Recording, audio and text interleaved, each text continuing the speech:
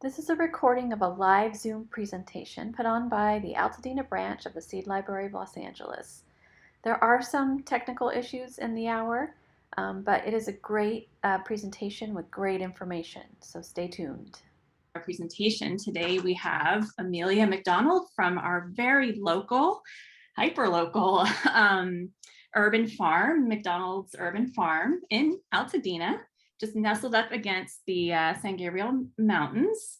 Amelia was a practicing lawyer for 20 years and shifted careers and now runs a farm full-time farmer. Along with raising edibles, there's also lots of goats and chickens and other animals that she raises on her farm, and she is excited to be a part of the urban farming community. She's always learning, and she gets experience from other growers and all of us. So everybody that she interacts with. And today she is just going to share with us her expertise based on her experience at her farm. So Amelia, I'm going to spotlight you and go ahead and take it away. Okay. Good morning, everybody.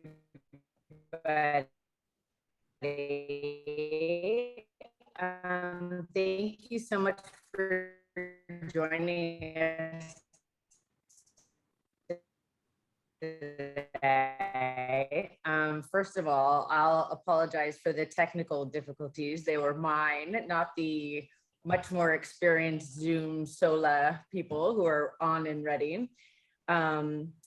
Considering all the technical difficulties, especially where we live up here up against the mountains. So anyway, I apologize for that. Glad we're up and running. So again, good morning. I hope all of you who are already gardeners enjoyed your morning tours this lovely hot morning. I know I came running and sweating thinking, oh my gosh, are we going to do this again this weekend? And I guess you guys are probably, if you're local, in the same boat. We're going to have another hot weekend. So hopefully you got all your chores done before we started talking today. So I'm excited to be here. I think this is a great organization. Basically, the goals of what SOLA is doing are exactly aligned with what we do here sort of naturally. The organization's goals of self-reliance, sustainability, and local food. That's what we live and breathe here, and probably what most of you guys do as well with your backyard gardening and your various choices that you make in terms of what you're eating and growing here in the Los Angeles area. So that's sort of, you have a general idea of what we're about. That's what we do, but what do we do here? So we're a 2-acre, we are what you might call an beyond organic or biodynamic farming system. We are as closed loop as we can be, meaning that what we grow and cultivate and propagate is all, we try to do as much seed saving and propagation as we can. And all of our resources then are, we try to have come from within our system. So 100% of our fertilizers come from our animals. It's a great excuse for me to have a dozen goats and 100 chickens, ducks, turkeys. And it's been a great excuse to get rabbits in the last year, which are wonderful. The rabbit poop we call is the highest in nitrogen of any of the fertilizers we use. And bunnies are really cute and fuzzy. So those are all good excuses to get lots of beasts because they feed our plants. And then we also try to make habitat for beneficial insects such as ladybugs and praying mantises, things that you guys probably all have in your yards as well. We just try to pay really good attention to where they can live in our yard because that's what we use for pest control as well. So again, that's sort of our general philosophy. What we're doing day to day. Before COVID, we were doing a lot of events and pop-ups here at the farm, hosting chefs and other classes like that. We have not returned to that in full stead. We are selling our hyper-local food to our local customers online, and previously we're at the farmer's market. But the very favorite thing that I know and learn from other people in the community, whether those students are third graders or people who've been gardening for 50 years. That's the great joy of my life and what I do. And it sounds like because you're all here, you guys enjoy that exchange of information too. And that's what this is kind of all about. So enough about me and what we do. And I'm going to kind of jump into our topic today, which is cool weather food gardens. I'm going to cheat a little bit, and I'm going to talk about a few things that aren't necessarily cool weather,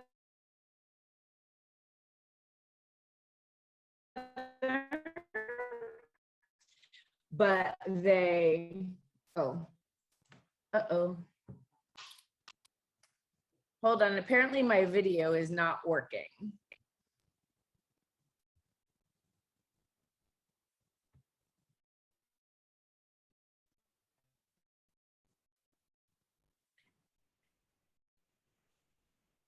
Amelia, we are losing you, both audio and video now.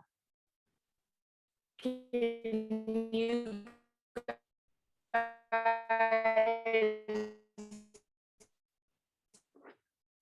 So one suggestion is if you turn your video off, we could just listen to your audio. hear me? Now is better, yes. Jessica or Sue? Yeah, we can hear you now. Yes, Amelia, continue on, but assume that you're on a podcast. Okay. Audio only. I can see you guys okay. Let me.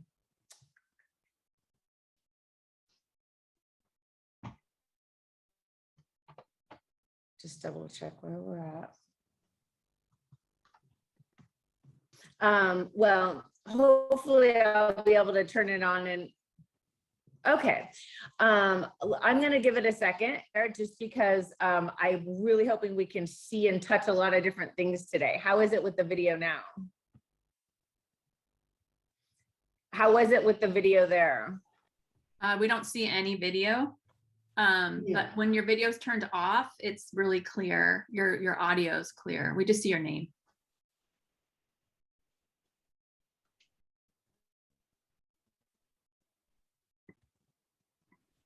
Are you there, Amelia? Okay, but okay, all right. All right, well, that's fine. I'll do this a little bit more, but then touch as much as we can. So after I talk about a few things, maybe we can try the video again so that people can actually see what we're looking at. Is that okay? Yes. Okay. Okay. Well, okay, so we'll give the video a minute to rest and we'll just talk a little bit about our topic, which is cool weather food gardens. And I was just saying, I'm gonna cheat a little and talk about a couple of crops that we may not necessarily think of as fall or cool weather, but now is also the perfect time to be saving those seeds and to be thinking about them as well. So I think we all know that fall is a wonderful time for us to be growing in Southern California.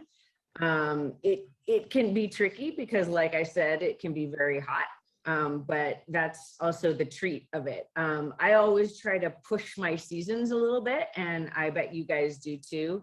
I feel like in our quote unquote winter or cool months, we get a little bit of summer, a little bit of fall, a little bit of winter, a little bit of spring. And I always try to test out as many different, I'm going to show you in a minute what seeds, some of the seeds that we have started right now, but I also try to do fun little things like in a planter box, I'll do a tomato, a cucumber, and a pepper, and I call it second summer. And we give that a try because, we're going to have warm weather through there. And obviously a lot of those plants are controlled by light, but it's really amazing what can happen when you try all these things in our cool months. So I'll talk about one more thing and then maybe we can look at some things. So when do we know it's time for cool or cooler weather crops? That can be kind of tricky here in Southern California, right? Because it's still very hot. Sometimes our summer gardens boom with tomatoes right through Christmas. And other years, like the one I had this year, the summer garden just sort of dies back. And I'd be interested to hear everybody's experience with that this year. I heard that pretty universally here in Altadena. I know there are a lot of people on the call from other areas too. We had really just sustained heat in the 90s, and a lot of the summer crops, tomatoes, those types of things just sort of died back much earlier than I've seen in the past. Here, oh, I like this comment from Greg. He put in there that his tomatoes and squash have died back completely. And yeah, I've heard that a lot. For us here on a 2-acre property where we are cultivating, as we are a working USDA farm, we also have to make choices when we have weather like this in terms of continuing summer. We try to think sustainably about our water use. And when we have sustained temperatures like we've had, whether the crop dies back or not, we may make the decision to stop watering, say, the zucchini patch at a certain point in the year. So, you know, I don't know if other people make those choices as well. I would hope no matter whether you're growing in a couple of containers or, you know, you're cultivating on a couple of acres in an urban farm environment, we're nonetheless thinking sustainably about those things. Speaking of when is it time to rip things out, I have a funny story about that. I'm assuming pretty much everybody grows zucchini in the summer, right? So we all know that sometimes we get a little overloaded with zucchini, and you know, there's the whole ditch the zucchini in your neighbor's mailbox routine. But despite what I just said about making sustainable choices about water and gardens dying back, it's very hard for me to rip out plants, even summer plants, when it's time to turn over. And last year, one of our other urban gardeners, Forage and Grow, for any of you who follow her on Instagram, came over and was puttering around in the garden, and I saw her out there ripping out zucchini plants, and I was just horrified. But in the end, I decided it was good, because who really wants to still be eating zucchini in December? All right, enough insulting zucchini, because I am going to talk about squash and pumpkins. Last little point, and then I want to try the video again so I can show you things. So again, this is on the topic of when, right? So we're talking about cool weather food gardens. When do we know it's time to plant these things? And I talked about, you know, dying back and water choices. The other thing is to follow your soil's lead.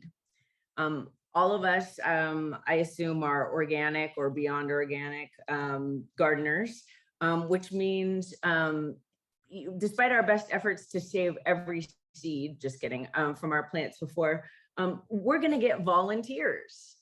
I mean, that's one of the coolest, most fun things about being an organic gardener, is to watch these crops come up from last year and be like, oh yeah, I grew that bean. That's great. You know, and those volunteers, I try to listen to them and what they have to say about our changing seasons. I've been gardening a long time. I grew up with parents in Eagle Rock in the 70s who ripped out their front lawn and grew vegetables there. That was before that was cool, by the way. And I will say that even just within the last 10 years, I've really felt just that the weather and the seasons are changing in terms of my gardening. And so that's another reason why we listen to our volunteers. We listen to our soil. You know, if your pumpkins start coming up in your old pumpkin patch, well, maybe it's time to get out those seeds you saved from last year and pick the pumpkins that you really, really want in your patch. And we're going to talk more about why you need to sort of go to your seed bank for that with the pumpkins.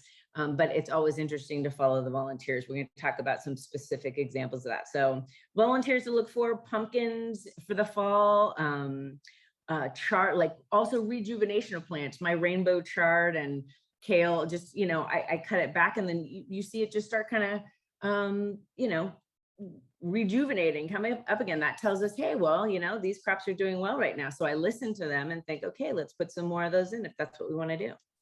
So, okay. So I want to talk about what we're growing. I'm not going to waste everybody's time, but I would like to try the video again. Is that okay, Sue and Jessica? Let's give it a shot. Okay, thank you. Any luck? You're a little grainy, but let's just talk a little bit and we'll see. Oh, good. Okay.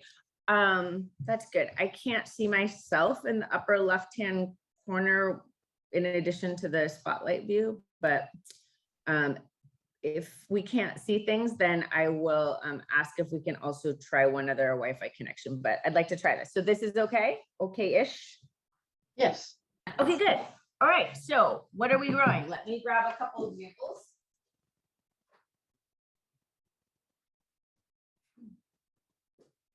All right, so we have for our cool weather crops, I'd love to hear what all you guys are growing, because again, we learned so much from this.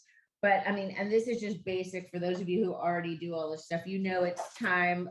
And oh, by the way, I'm always behind. I'm sure everybody else is too. I talk about listening to the volunteers and when they're ready, and it tells us when to put our crops in. And then like 2 months later, I'm like, oh my gosh, where are the seeds started for those? Maybe everybody else is like that too, or maybe you're more organized than I am, but these should be bigger, but we're getting there. I always feel like summer ends and then it's like, time to get the winter in. We have Chinese cabbage. So anything in the cabbage family. We'll talk briefly about seed saving with that family. Very challenging, but Romanesco broccoli. This is a super, super fun plant to grow. The reason why I grow this so much, this is the sort of spiralized, it looks like a cross between cauliflower and broccoli. We grow this because for one of the 4-H classes that we teach for the kids up here, 4-H is, for those of you who don't know, in LA County, free or low cost program that includes things like lots of things, but urban gardening and seed saving and things like that. We teach about this plant because the spirals in it follow the Fibonacci principle. And that's a mathematical ratio of different geometric shapes to each other. And it occurs in nature in things like snails and other spirals, and in this plant. And we teach about nature and art, because those of you that are gardeners know that our plants, for some of us who aren't super creative, this is our art. And it's a neat way to talk about the intersection of those things. What else have we got here? Celery. We're going to talk more about celery as well. Loofah gourds. Those are great. We always have those going. Lots of those in the garden. Again, that's another sustainable crop. We make sponges out of those. And they're just wonderful. And spinach and other greens. We have other trays of lettuce, all those things. So I'm assuming you guys have similar stuff in and under your lights. I'm curious about how people start different things, whether you use little greenhouses or lights or what you do. So there you go. That's just Amelia, somebody has asked, were those started outside, all of them? Outside. No. So, well, I have a setup, and I've tried a million different things over the years. And I finally just defaulted to what my dad did. And lo and behold, as he likes to say, the old guys are right. I have basically UV lights and heat lamps, and we start those in the garage, and then they move up to a little bit of an intermediate hothouse, which is just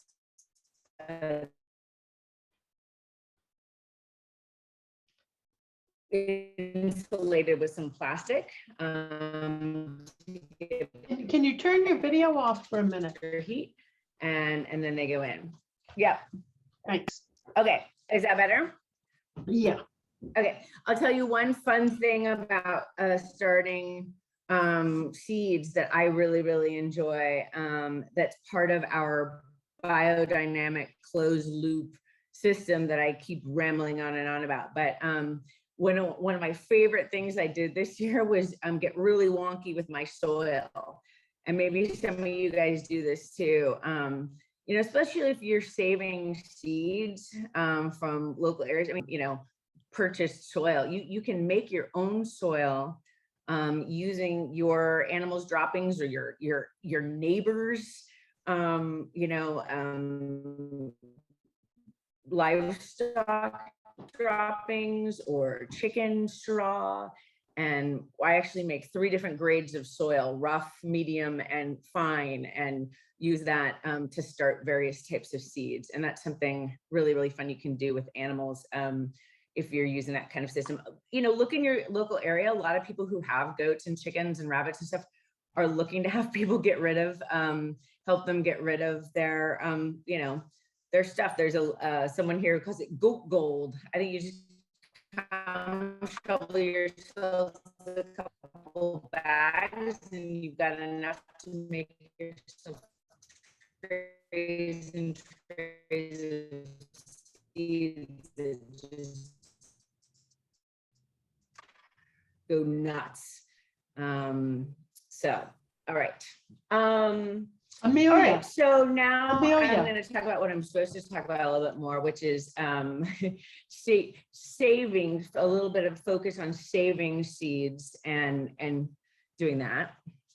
Oh, I see. Yeah. I hear you. Amelia, if you could repeat the seed starting process, the audio was cutting out a little bit during that.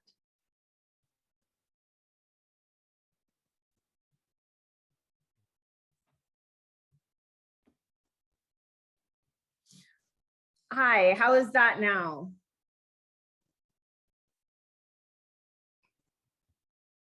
Can you say something?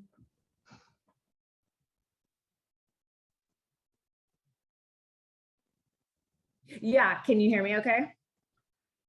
Yes, Can you see the video okay? sort of, kinda. Sort It of, says your okay. bandwidth is low. Let me, I'm gonna step away for 1 second and push a button and come right back. I apologize that we're having difficulty. We don't normally have this much difficulty. I don't know why it's lagging today. I noticed even my other Wi-Fi is not working this morning, but all right, give me 1 second. Let me try something else. Okay. And thank you, everybody, for your patience on this. We've got a great turnout today.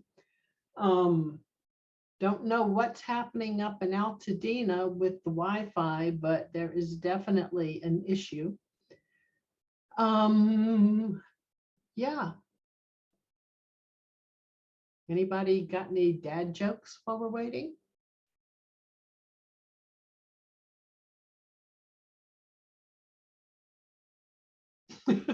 Okay. How do you warm up? How do you warm up a room after painting it? How do you warm up a room after painting it? I don't know. You give it a second coat. Oh, that's a bad one, as in a good one. It's terrible. I It's terrible. love dad jokes. Okay. All right, I got another one. Okay. Where do fish keep their money? On the bank. In the riverbank. Okay. You know, I have a horrible time remembering these things, kind of in one ear and out the other, but I always laugh at them. Any more? Looks like you have some coming in on the chat, but I'm out. Okay. Oh, how do you make a Kleenex stance? Put a little boogie in it. Oh my goodness. Okay, let's see here.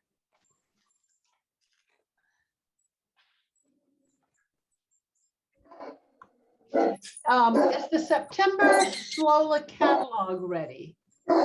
Is that something you can answer, Jessica? Yeah, I was just going to jump in, but Amelia's back, and we can talk about seed checkout at the end. Are you ready, Amelia? I am, and I'm hoping that that's a little better. Lucky. Okay, we will find out. Just go ahead and start. Okay. Everybody, please move. All right, guys. Yourselves.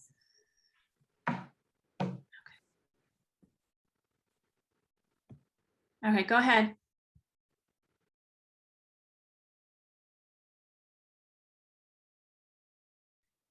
You're gone again, Amelia. Okay. Let's try that. Okay. I saw someone, can you hear me now? Okay. So I saw someone asking when is a good time to start. So yes, now is a good time to start. Those which were started, a couple weeks ago, and then also you want to keep starting them sort of every week, put in a new tray of whatever you're interested in. And yeah, so it's a great time to start them now. A month ago would have been a great time to start them as well. Obviously it would have been too hot to start them outside at that point. So let me switch gears a little and talk about the seed saving aspects of things, since I know that's a focus of a lot of your gardening. So there are some seeds that are being saved for you right now. I'll give you examples from my garden. A lot of the edible flours that we do for salad mixes and compound butters, things like that, they are some of the best self-seeders, and I consider that seed saving as well. So nasturtium, calendula, they just basically seed themselves, and you'll see those start coming up early spring. And so that's always fun. So that's seed saving on its own. So seed saving and of our other crops that are going to be going in now. So I think it talks about this on the Solo website quite a bit. I mean, obviously the easiest ones for us to save are plants and seeds that are open pollinated or self-pollinated, because you're not going to get crossover. So open pollinated, seeds are just ones that you basically are going to breed true to what their parent plant was, no matter, for the most part, what was around them. Tomatoes, lettuce, beans, which we talked about, all of those are good for seed saving. So, so beans, wonderful beans. I mix mine sort of all together from what I see. The way to save these is when your summer garden dies out, like right now, you basically just harvested whatever you wanted of your beans and then leave a bunch on the plant to dry. And then you can either harvest them right there in the garden, or you could bring the pods in and then have a nice project while you're doing something else mindless. And if you don't end up needing or wanting to plant all of these, they make great soup. So that's a great gift. All right, so that's an easy example of one. And I saw on your, on the seed bank, there's lots and lots of bean choices, pole beans, bush beans. I will say about beans. So I'm actually starting beans right now too. Again, it's in terms of what's a good cool weather crop and what I can still do beans almost year round here. And frankly, it's too hot in my gardens for peas right now. I don't know how many of you have peas. It's still too hot even to put them in. So, there's that. Okay, so we talked about beans. We talked about, those are really easy seed saving projects. And like I said, you guys have lots of those. I did mention tomatoes and lettuce. Now is a great time for lettuce for us. A little warm, but by the time they get big enough in your seed trays, they should be ready to go. I'm going to talk about another thing about lettuce, which I consider this close enough to seed saving that I thought I could talk about it today. And I asked them, I said, can I talk about this anyway? One of my favorite things we do here is in our class for the 4-H kids, we talk about making food, not waste. So this isn't exactly a seed, but this is the butt end of a romaine lettuce, purchased organic romaine from Trader Joe's. If you just pop this in a little jar with some water, and most of you probably know this, but it will resprout and grow you a couple of, leaves of lettuce. It's not going to be a perfectly formed head like your previous romaine. Just like if you're used to growing lettuce and you cut off the first cut, the second head's not going to be quite as perfect. Same with this, but you are literally growing food out of what would have been trash. So not technically a seed, but again, I think it fits with the mission of self-reliance, and sustainability. And it's so important to teach kids about this. Another great cool weather crop, you saw my seeds started for celery. I love growing celery. I've always thought it was really challenging. And then I've had more success lately. Funny story about celery, if you guys are really wonky into seeds, a couple of years ago, Baker Creek Seeds had a really popular pink celery. And I tried it 3 years in a row and could not get it to grow. And many of my other urban gardener friends and cohorts said the same thing. So it's funny now, I've seen them in the nurseries now, you can get them already started, but I always wondered, like, no, if anybody ever had any success with that one. That's kind of a nerd seed talk we can have sometime. So yes, celery is a great cool weather crop. We can grow it here. What's great about celery, especially if you're into seed saving, is I love bolted celery, which it will do if it gets warm. And I love the flowers. I love the seeds. It's one of my favorite flavors in cooking. Okay, here's a saved celery. And this is, again, not a seed, but I think fits with the mission of what we all are doing, which is what I teach to the kids, which is making food, not trash. So this would have been trash maybe in somebody's home. In my home, a chicken or rabbit would eat this in a heartbeat. But again, you just pop it in some water and you're gonna get some little celery stalks, enough to, put some flavor in soup or garnish a plate or whatever it is. Oh, and someone is saying, Sue is saying how much more flavorful it is. Unbelievable. Like, you all grow tomatoes probably and know what, you probably can't even eat store-bought tomatoes because now you know what they taste like. Same with celery. I mean, rock star flavor. I mean, people say, oh, I don't like celery. They have not tasted homegrown celery. So there's a really neat, cool weather crop that you could do the two different ways. This make food not trash way, or the seed way. Okay. Another one that you guys have a lot of in your seed bank is tomatoes. Good for you guys. I think tomato seed saving is really hard. I was impressed with how many different choices you guys have.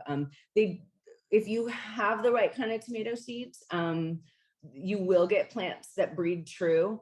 And so that's great if people are saving them and doing that. I will tell you, like I said, I find saving tomato seeds kind of hard, but that's because there's a little process you have to I always heard you had to ferment them. But a lot of the books and resources say you just kind of float them and let them dry and these things. But the very best, I'll give you my very best secret to know whoever just asked about tomato seeds, not right now. I wouldn't bother with the tomatoes right now because there's not going to be enough light in the day for them later on.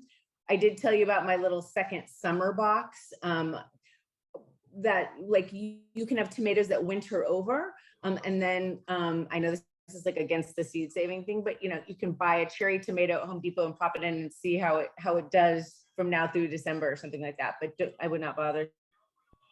I start tomato seeds in January. Okay, so quick funny story about oops, can you guys hear me okay? My favorite tomato seed saving story is that my very greatest dog, Pepper, she was a golden retriever. She lived to be 12 and a half. She loved to eat tomatoes. And it was amazing because when she pooped them out, the seeds came out in exactly whatever way it is you're supposed to preserve them. And it grew the best tomatoes out of her pepper poop. So it's a little off-color joke, but it's a true story and a good one. All right, I'm gonna switch gears a little bit to different types of seeds. I had a couple more I was gonna talk about. well, of the ones that kind of breed true. I'll tell you some things I'm trying right now. Jessica, am I okay? Thumbs up. Yeah, You you're can hear good. me? You're good. Good. Okay. So, like I said, I'm always learning new things and trying new things. So in terms of seed saving, one of the fun new things I'm trying this year is onion seeds.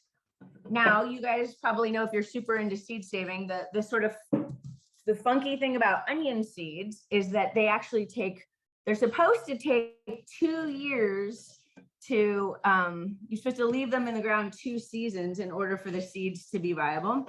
I have to tell you, I have not found that is absolutely necessary. I don't know if it's just because I leave my onions in too long, but I mean, I can still gather these seeds and start them. So hopefully you guys can all see this onion head.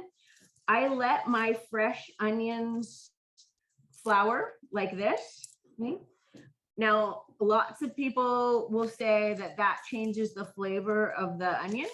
That has not been my experience. And I don't have a problem with it. These make beautiful arrangements, again, food and art, and they make beautiful seed. Now, just in terms of helping you figure out when, this is too green, but this guy's been drying a little bit and it's ready. You're ready to take the seeds here. So a lot of people take a little paper bag and put it in there and shake it. And I'm just gonna kind of do that like on our little tray here, so you can just kind of see what they look like. You'll recognize onion seeds when they come out. Really, in the little bag, you would just kind of shake it. And there, the little black things there, those are onion seeds. And like I said, even though the onions have really only been in, one season, I have not had a problem with these seeds starting. So that's a great, onions are something you can start year round, at least in my experience. Really kind of fun and easy to save, and then you make your own little sets from trays. So again, this one has lots of seeds just kind of coming out there. And this is something you could easily do and then donate to your to the seed bank to share with your friends, because there's a lot of onions right there. So I've been experimenting with that this year. I'd love to hear what you guys are experimenting with too. Okay, I want to leave the last 10 minutes for questions, so I'm going to try to zip through like the next things. But okay, so those were all plants and seeds that generally breed true and are a little bit easier to save seeds. A couple more complicated ones are anything that cross-pollinates. So you guys all garden, you probably are familiar with Franken pumpkins and Franken squash. I think Sue talked about this in her presentation that she gave to you guys. At least I looked at a little handout that she did about squash and pumpkins, and I'm sure she told you that they, they do not breed true. And you end up with the banana squash pumpkin. So this is clearly a cross between banana squash and like one of my regular old orange pumpkins that I grow. I had a huge pumpkin patch last year, hundreds of huge and giant pumpkins and all of that. The thing with these seeds is, so if you harvest seeds from your pumpkins and your squash right now, just to keep it brief, if you plant those again, chances are you're not going to get that plant to be the same as what the parent plant was, because it is a plant that takes pollen from other plants, and that's what grows on the plant in the second generation. That's cross-pollination. You seed savers probably all know that. I once had to explain pumpkin sex to a grown man. He blushed. It was very embarrassing. Sorry, again, a little off color, but it's true. There are male and female squash flowers, and you need like a bee or wind or something to take the pollen from one to the other. And we have bees here, and it's, we know pollen's going to go from one flower to the next. So I'd love to see all your Franken pumpkins at Halloween. That's always fun to look at. I'm going to cheat a little bit on the corn, because it's not time to plant corn, but it is one of my favorite things that we've done here. I typically grow grain corn, not the sweet corn that, we all enjoy from the market and things like that, but I always do have a little bit of sweet corn for my daughter. But we grow grain corn. So this is a Oaxacan green grain corn. And we have, what we do with this is we have a chef come and use the traditional way to make this into grain, which is masa for, I don't know if any of you eat tamales like we do in our family, basically, or tortillas. It's made from this grain corn. This is chapalote. It's one of the oldest domesticated seeds in North America.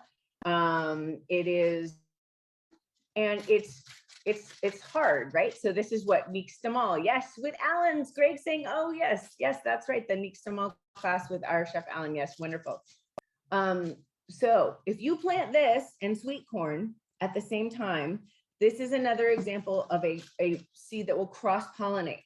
And what you'll get in the first year actually is some of these very hard seeds and then soft sweet seeds all on the same stalk. So you have to be very careful with that. The way I deal with that is, again, succession planting or just timing. If you've got a grain corn that takes 75 or 80 days, go ahead and start that. And then pop your sweet corn in, looking at your calendar, say your sweet corn's 50 days, so that they're not blooming, they're not tasseling at the same time. It's a lot of information.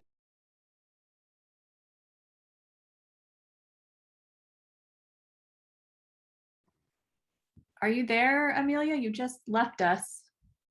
She may have gotten.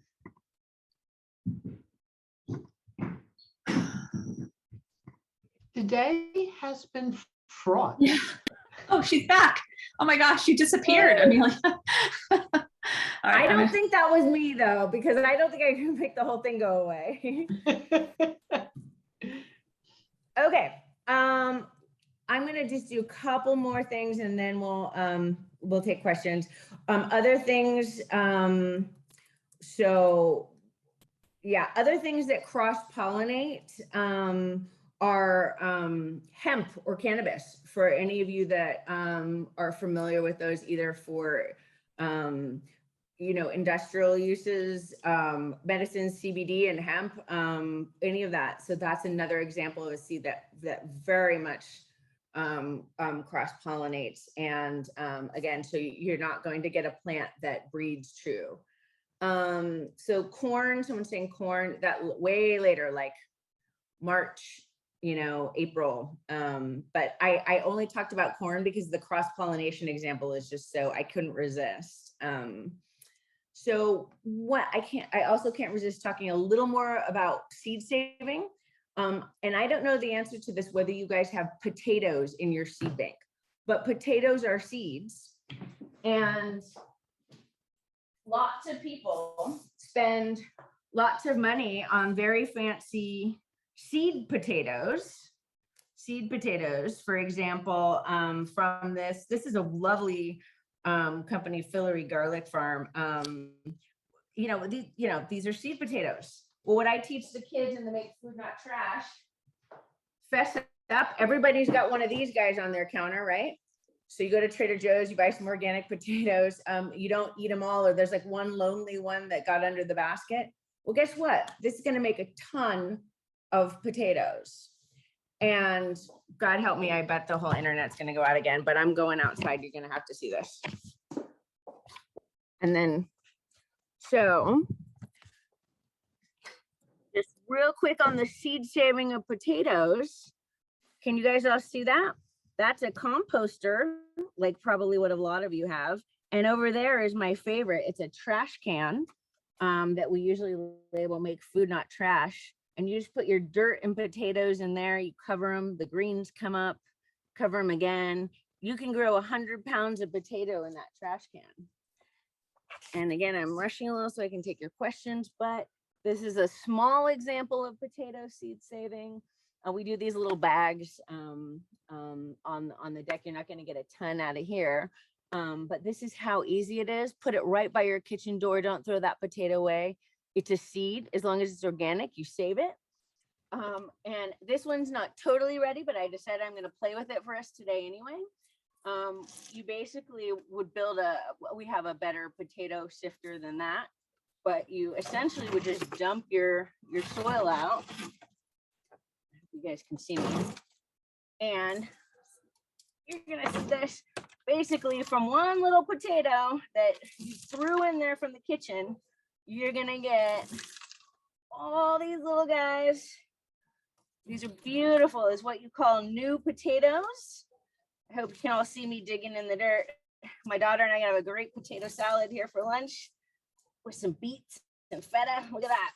Oh, let's pull these guys up. Normally you would dump them over the dirt there. Oh, look at that. Well, just one or two leftover sad potatoes. You're getting real food. So that seed saving, you got to be careful with potatoes because a lot of them are not organic and they are GMO. But if you guys get organic potatoes, I don't know why you couldn't include that in your seed bank if that's something that they allow. Okay, so that was me digging in the dirt. That's always fun. Okay, my very last point is, what else can you do in your fall garden? Well, what if it like snowed or was rain or cold here? Great time to organize your seeds. Seeds. When I was younger, I kept elaborate journals of what was planted when. Nowadays, I just take these little things, old photo albums back when we had actual pictures, and I just pop the whatever seeds I grew just into the little window. No comments really or anything. I just try to remember and then go from there. You're gonna see that pink celery in there like 10 times because I kept trying it. So that's another thing you can do in the fall is get organized with that. I know you have Sola as your resource, but there are other seed swaps. There's seed swaps on Instagram where you can go nationally.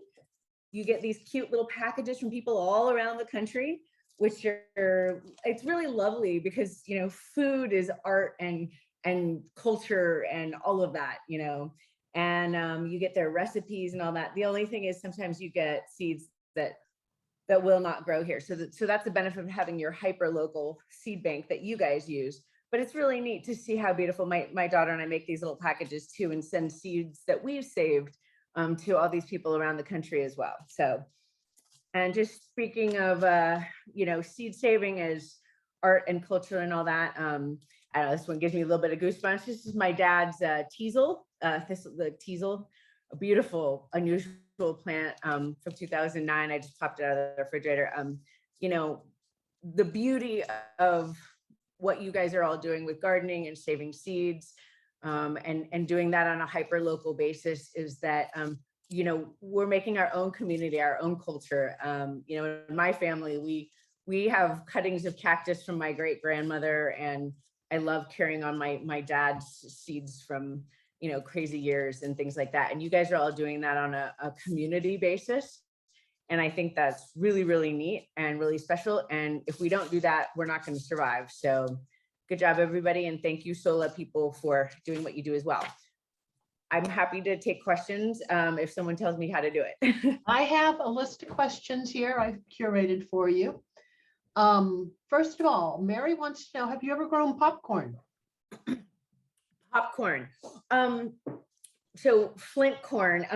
What's funny is, so any of these can be popcorn, sort of, but I've never chosen to grow the varieties that they talk about just for popcorn. But you totally can.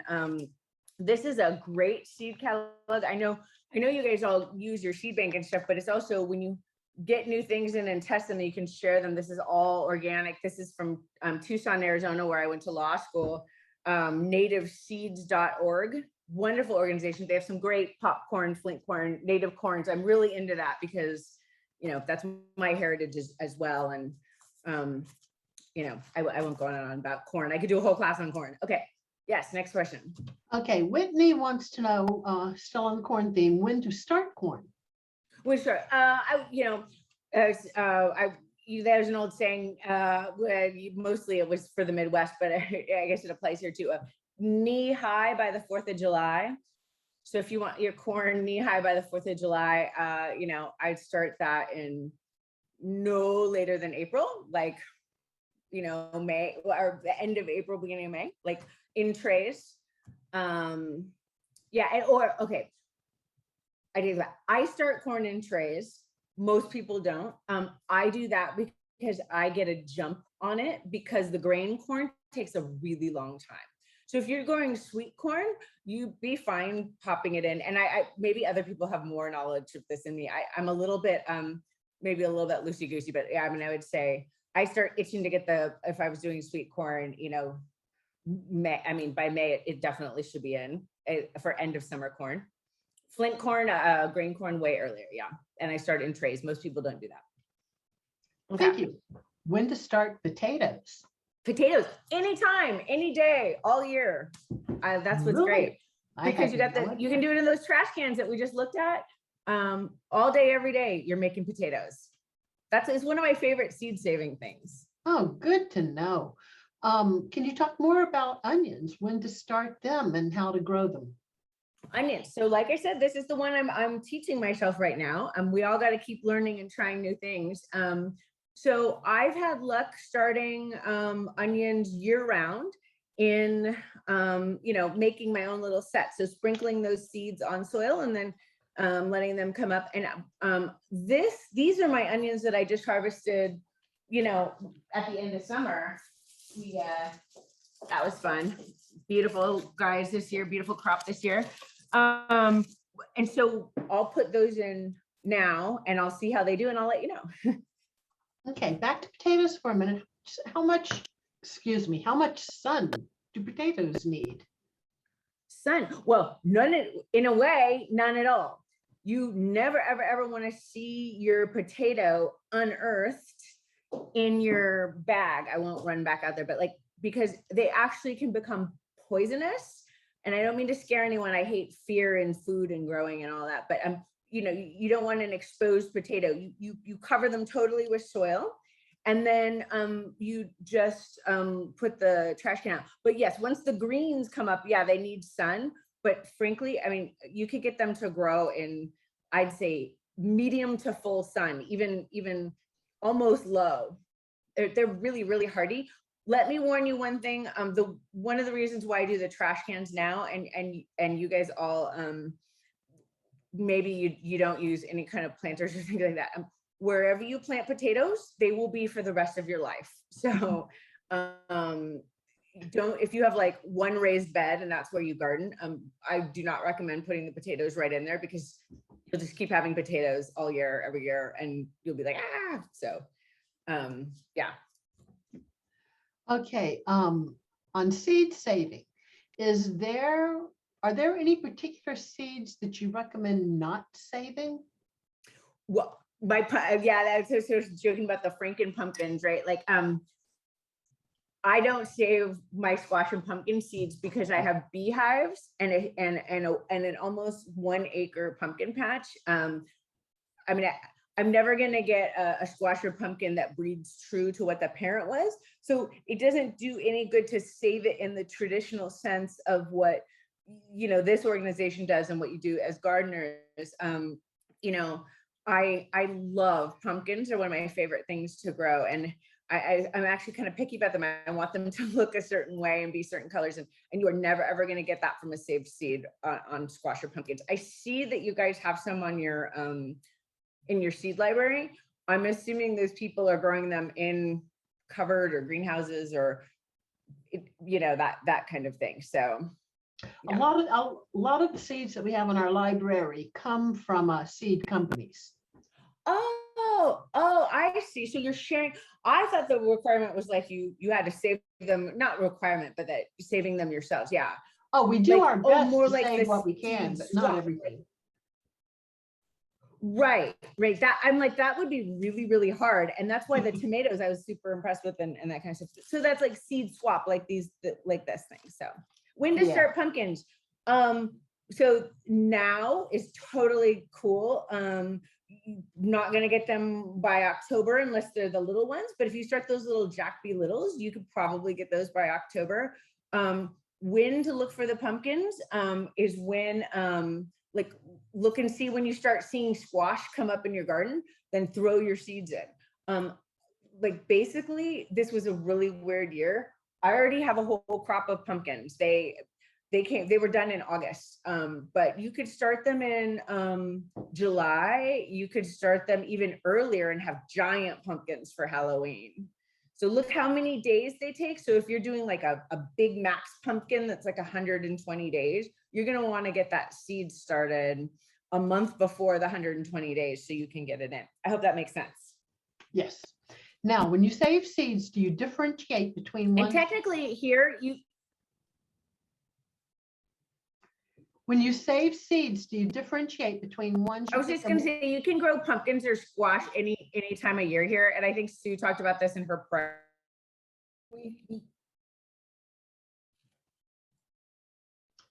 We have strange things happening again.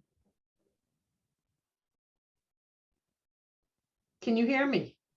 Amelia? Okay. Yes, I can hear you now. Okay, so when you save seeds, do you differentiate between ones you think are more viable, or do you just save everything?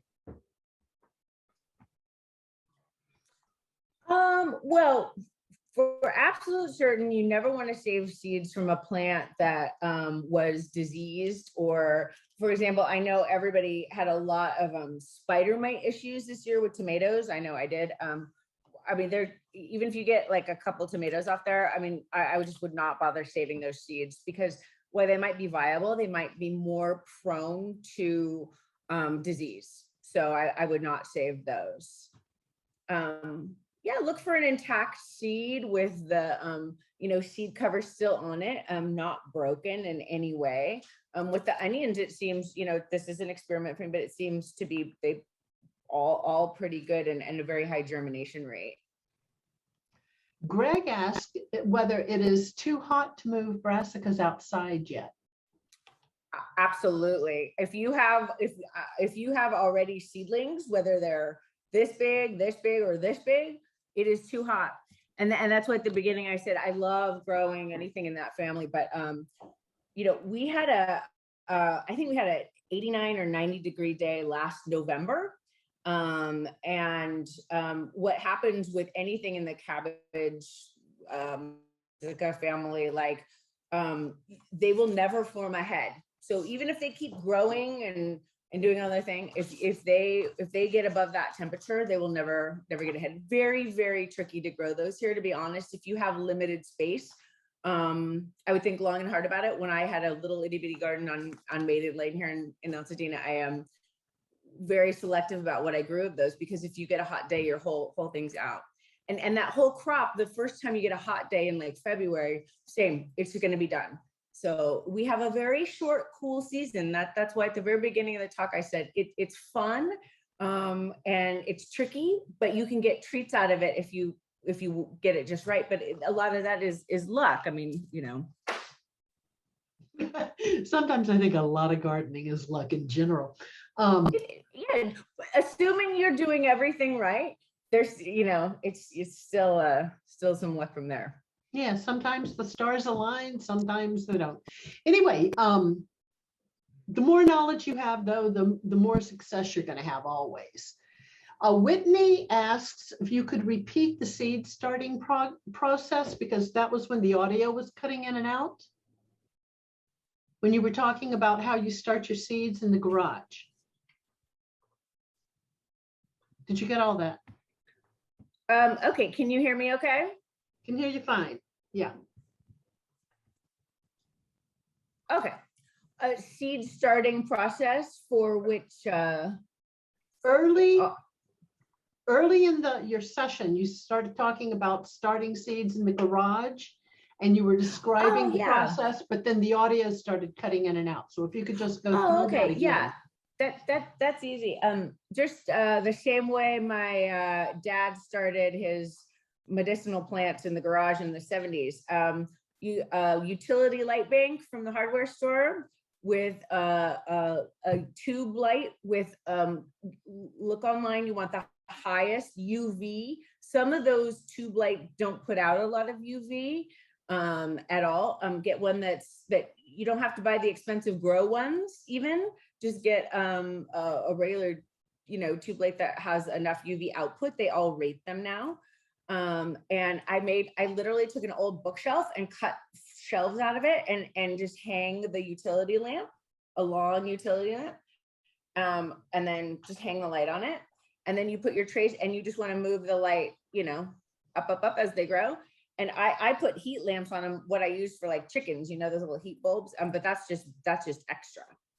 You could also do it in one of those little plastic greenhouses, like they have it like Target or whatever. I mean, I move plants up to things like that. Those little 5-level ones, you can do the same thing in that if you have the room outside. Terrific. Did that answer the question? Completely. And that is the end of our questions. So Jessica, back to you.